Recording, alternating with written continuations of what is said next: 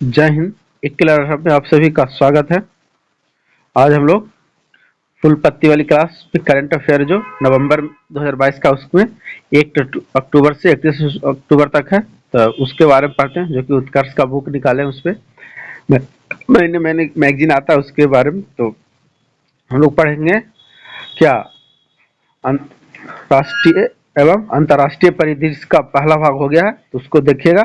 पहला भाग में कुछ कुछ हुआ है आधा। अब आगे पढ़ते हैं। भारत का सबसे बड़ा मिलेट प्रसंस्करण उद्योग के बारे में जानते हैं क्या क्या है इसमें। तो छत्तीसगढ़ के मुख्यमंत्री कौन थे? भूपेश बघेल। भूपेश बघेल ने तो छत्तीसगढ़ के मुख्यमंत्री भूपेश बघेल ने क्या किया? कांकेर जिले के नथिया नवा गांव में स्थापित देश का सबसे बड़ा मिलेट प्रसंस्करण उद्योग का लोकार्पण किया। किसने? भूपेश बघेल ने कांकेर जिले में नथिया नवा गांव में मिलेट प्रसंस्करण उद्योग का लोकार्पण किया। मिलेट मिशन के अंतर्गत स्थापित यह इकाई भारत का सबसे ज्यादा क्षमता वाला इकाई है। इस प्रसंस्करण इकाई में 7 प्रकार की मशीनों द्वारा कोदे कुट्टी रागी को प्रसंस्कृत कर कोदे कुट्टी रागी से चावल, इनका दलिया, सूजी, आटा, सेवई, pasta, soup mix, biscuit, cookies, लड्डू इत्यादि बनाए जाएंगे। इस इकाई की स्थापना के लिए आईआईएमआर हैदराबाद के साथ अबनी आयुर्वेद प्रोडक्शन लिमिटेड के द्वारा जिला प्रशासन उत्तर बस्तर कांकेर के बीच तकनीकी जानकारी और उच्च क्वालिटी के बीज के साथ सीड बैंक की स्थापना करेंगे और प्रशिक्षण के लिए एमओयू किया गया है। अब आप जानते हैं भारत का पहला बहुकला सांस्कृतिक केंद्र, भारत का पहला बहुकला सांस्कृतिक केंद्र खोला गया है। तो ईशा अंबानी जो कि मुंबई में नीता मुकेश अंबानी कल्चरल सेंटर नामक एक अंतर्राष्ट्रीय स्तर की बहुकला संस्कृति केंद्र खोलने की घोषणा की। किसने? ईशा अंबानी ने। यह केंद्र उनकी मां नीता मुकेश अंबानी को समर्पित है। कला के क्षेत्र में यह संस्कृति केंद्र देश में अपनी तरह का पहला केंद्र होता है। यह 31 मार्च 2023 को एनएमएचसीसी के दरवाजे दर्शक के लिए खोल दिए जाएंगे। सपनों के शहर मुंबई के जियो वर्ल्ड सेंटर में नीता मुकेश अंबानी कल्चरल सेंटर को बनाया जाएगा, जिसमें एक 3 मंजिला इमारत में परफॉर्मिंग और विजुअल आर्ट्स का प्रदर्शन होगा। परफॉर्मिंग आर्ट्स के लिए the grand theatre, the studio theatre और द क्यूब जैसे शानदार थिएटर बनाए जाएंगे। ये थे क्या भारत के पहला बहुकला सांस्कृतिक केंद्र के बारे में जाने। अब जानते हैं विश्व स्वरूपम नाथ द्वार। विश्व स्वरूपम नाथ द्वार के बारे में जानते हैं। तो राजस्थान के राजसमंद जिले के नाथ द्वार में श्रीनाथ जी की पवन धरा पर 369 फीट की विश्व की सबसे ऊंची शिव प्रतिमा विश्वास्वरूपम का लोकार्पण 29 अक्टूबर 2022 को किया गया। यह महोत्सव 6 नवंबर 2022 को आयोजित किया जाएगा। नाथ द्वार की गणेश टेकरी पर बनी 369 फीट की ऊंची यह प्रतिमा ड्रीम प्रोजेक्ट का हिस्सा रहा और यह 51 बीघा पहाड़ी पर बनी इस प्रतिमा में भगवान शिव का ध्यान एवं अल्हड़ की मुद्रा में विराजित है, जो कि 20 किलोमीटर दूर से ही नजर आने लग जाते हैं। उसके बाद जानते हैं श्री महाकाल लोक उज्जैन, इनके बारे में जानते हैं। तो प्रधानमंत्री नरेंद्र मोदी ने मध्य प्रदेश के उज्जैन में स्थित श्री महाकालेश्वर मंदिर में महाकाल लोक का उद्घाटन किया। इसमें 12 ज्योतिर्लिंग में एक उज्जैन के मंदिर भी बनाया गया। भारत के हृदय स्थल मध्य प्रदेश के उज्जैन में पुण्य सलीला क्षिप्रा नदी के निकट भारत का महाकालेश्वर ज्योतिर्लिंग की गणना देश के 12 ज्योतिर्लिंगों में की जाती है। यह मंदिर 3 मंजिला है। सबसे नीचे महाकालेश्वर, मध्य में ओंकारेश्वर और ऊपरी हिस्से में नागचंद्रेश्वर लिंग स्थापित है। उसके बाद अब जानते हैं हम लोग 3 उच्च न्यायालयों के मुख्य न्यायाधीश के बारे में जानते हैं।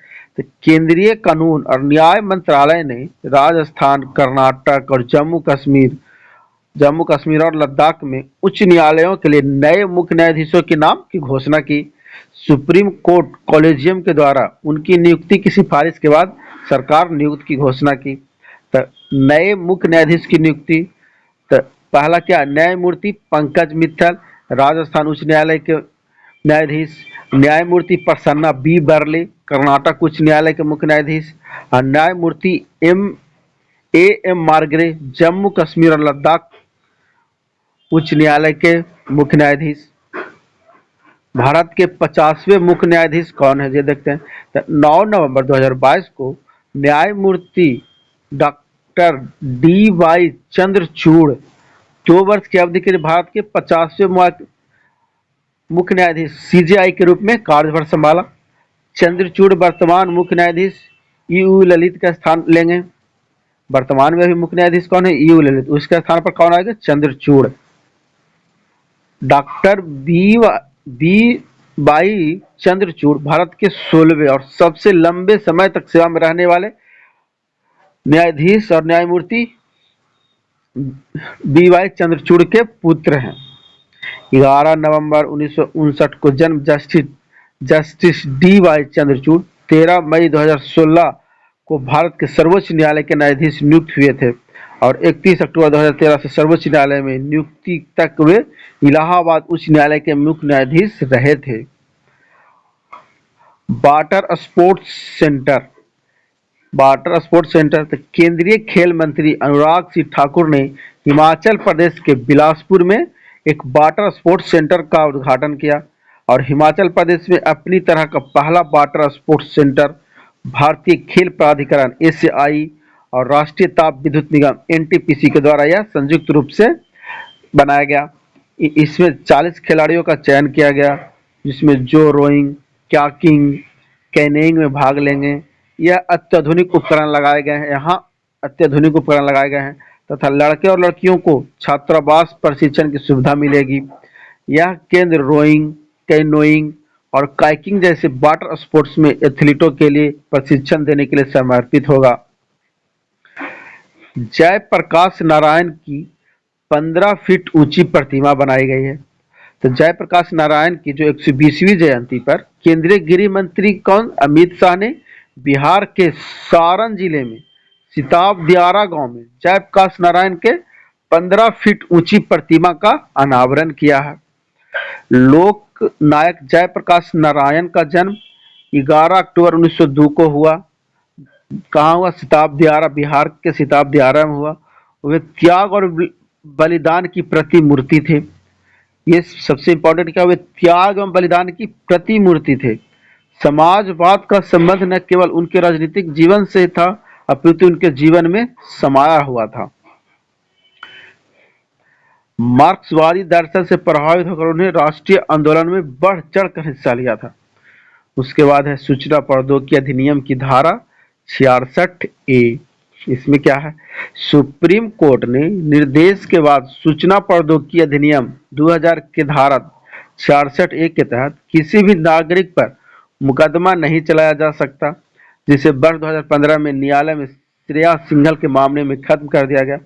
रद्द की गई धारा के तहत आपत्तिजनक सामग्री पोस्ट करने वाले व्यक्ति को 3 वर्ष तक जेल और साथ ही जुर्माना भी लग सकता है। शीर्ष अदालत 24 मार्च 2015 को यह कहते हुए प्रावधान को हटा दिया कि जनता का जानने का अधिकार सीधे सूचना प्रौद्योगिकी अधिनियम की धारा 66A से प्रभावित होता है। महात्मा गांधी को समर्पित पहला संग्रहालय, महात्मा गांधी, अमेरिका के न्यू जर्सी में महात्मा गांधी के जीवन और संदेश को समर्पित अमेरिका का पहला संग्रहालय आम लोगों के लिए खोल दिया गया। यह अमेरिका में राष्ट्रपति को समर्पित पहला संग्रहालय है। यह अमेरिका में राष्ट्रपिता को समर्पित यह पहला संग्रहालय है। संग्रहालय में कलाकृतियों के साथ साथ डिजिटल डिस्प्ले स्क्रीन भी है, जिसमें आने वाले आगंतुक को शांति और अहिंसा के प्रेरणा स्रोत के रूप में विश्व विख्यात हस्ती के जीवन की घटनाओं को देख और सुन सकते हैं। इससे आदित्य बिरला समूह और न्यू जर्सी स्थित गांधीवादी सोसाइटी की साझेदारी में विकसित किया गया। उसके बाद भारत का पहला केबल स्टेट कम सस्पेंशन ब्रिज।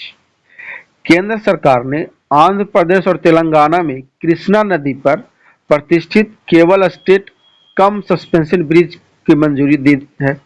यह पुल भारत का पहला केबल स्टेट कम सस्पेंशन ब्रिज होगा। पुल की संकीर्ण संरचनात्मक व्यवस्था एवं इसे संरचनात्मक लाभ देगी।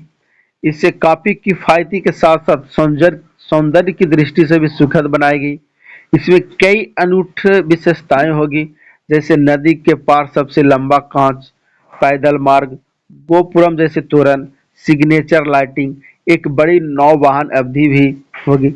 इससे पूरा होने के बाद पुल हैदराबाद तिरुपति के बीच की दूरी को 80 किलोमीटर कम कर देगा। हिंदी में एमबीबीएस का पाठ्यक्रम, अब हिंदी में भी एमबीबीएस का पाठ्यक्रम होगा।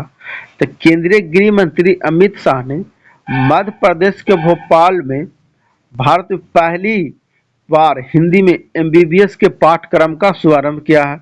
अब मेडिकल और जल्द इंजीनियरिंग पढ़ाई भी हिंदी में शुरू होगी। भारत में 8 भाषाओं में इंजीनियरिंग पुस्तकों का अनुवाद शुरू हो गया चुका है। कुछ ही समय में देश के सभी विद्यार्थी अपनी मातृभाषा में टेक्निकल और मेडिकल शिक्षा लेने की शुरुआत करेंगे। वर्ष 2014 में मेडिकल कॉलेज 387 थी, जो बढ़कर 596 हो गए एवं एमबीबीएस सीटें 51,000 से बढ़कर 79,000 की गई। आईआईटी 16 से बढ़कर 23 और आईआईएम 13 से अब 20 हुए। भारत के पहले एल्यूमीनियम माल ढुलाई रैक, एल्यूमीनियम माल ढुलाई रैक। तो केंद्रीय रेल मंत्री कौन है? अश्विनी वैष्णव। तो भुवनेश्वर रेलवे स्टेशन पर भारत के पहले एल्यूमीनियम माल ढुलाई रैक का उद्घाटन किया गया। भारत की पहली एल्यूमीनियम डिब्बों वाली मालगाड़ी का गंतव्य बिलासपुर है। रेलवे ने आरडीएसओ, बीईएसओ और हिंडल्को हिंडाल्को की मदद से रैक तैयार कराएंगे और एल्यूमीनियम रैक होने की वजह से ये सामान स्टील रैक से 3.25 टन हल्के हैं। यह कार्बन फुटप्रिंट से काम करेगा, क्योंकि ईंधन की कम खपत और माल का अधिक परिवहन होगा और एक एकल रैक अपने जीवन काल में 14,500 टन से अधिक CO2 बचा सकता है। इसकी लागत सामान्यतः लागत से 35% अधिक है, क्योंकि इसकी सभी संरचना एल्यूमीनियम की बनी है। भाषा केंद्र की स्थापना, केंद्र सरकार द्वारा 22 भाषा केंद्रों की स्थापना की जाएगी। इसका उद्देश्य भारतीय भाषाओं में पर्याप्त अध्ययन सामग्री तैयार करना और इन केंद्रों की स्थापना केंद्रीय शिक्षा मंत्रालय, भारतीय ज्ञान प्रणाली के पहल के तहत की जाएगी। ये भाषा केंद्रीय राष्ट्रीय शिक्षा नीति एनईपी 2020 के अनुरूप होगा। उसके बाद है मोस्ट पॉपुलर जीआई का प्राइज हैदराबादी हलीम। हैदराबाद हलीम ने मोस्ट पॉपुलर जीआई टैग का प्राइज जीता। कौन जीता? तो हैदराबाद हलीम ने मोस्ट पॉपुलर जीआई का प्राइज जीता। जीआई टैग प्रोटेक्शन यह सुनिश्चित करने के लिए दिया जाता है कि केवल अधिकृत उपभोक्ता ही इसे लोकप्रिय प्रोडक्ट का इस्तेमाल कर सकेंगे। आखिरी बार हैदराबाद हलीम को जीआई टैग वर्ष 2010 में मिला था और जो वर्ष 2010 में पूर्ण हो गया था। हैदराबाद हलीम एक तरह का नॉन-वेज आइटम है, जिसमें मीट, दाल, गेहूं, मसाला, दूसरे इंटीग्रेंट्स का इस्तेमाल किया जाता है हैदराबाद हलीम में। न्यूजीलैंड की संसद में 50% महिला सांसद। तो न्यूजीलैंड की संसद में पहली बार महिला सांसदों की संख्या पुरुषों से ज्यादा हो गई। लिबरल लेबर पार्टी की सोरोया पेके और मेसन ने पूर्व स्पीकर ट्रेवल मल्लाई की जगह संसद में शपथ ली, जिसके साथ ही संसद में 60 महिलाएं और 59 पुरुष सांसद हो गए। ऐसे न्यूजीलैंड के इतिहास में पहली बार हुआ जब संसद में कम से कम 50% महिला प्रतिनिधित्व की कर रही है। वैश्विक स्तर पर महिला सांसदों की संख्या करीब 26% है और न्यूजीलैंड के वर्तमान प्रधानमंत्री जैसिडा ऑर्डन देश की तीसरी महिला प्रधानमंत्री है। वर्ष 1893 में यह देश महिलाओं को वोट देने की अनुमति देने वाला पहला राष्ट्र बना था न्यूजीलैंड। उसके बाद जानते हैं नी होन्सू के लिए भौगोलिक संकेत। नई दिल्ली स्थित जापान के दूतावास ने न्यू होन्सू जापानी सेक के लिए भौगोलिक संकेत जीआई टैग की मांग करते हुए आवेदन किया। यह पहली बार है जब जापान ने किसी उत्पाद के भौगोलिक संकेत टैग के लिए आवेदन किया है।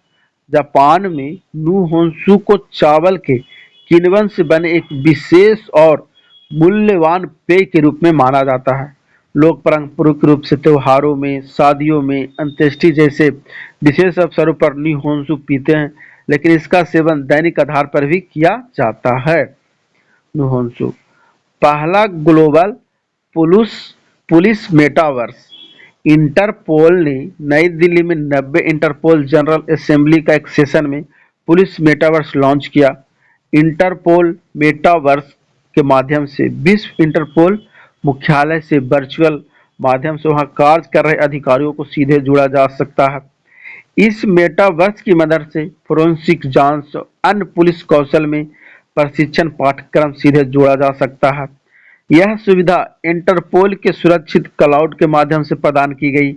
यह वर्तमान में इंटरपोल के 195 सदस्य देशों के कानूनी प्रवर्तन अधिकारियों द्वारा उपयोग के लिए पूरी तरह से कार्य करेगा।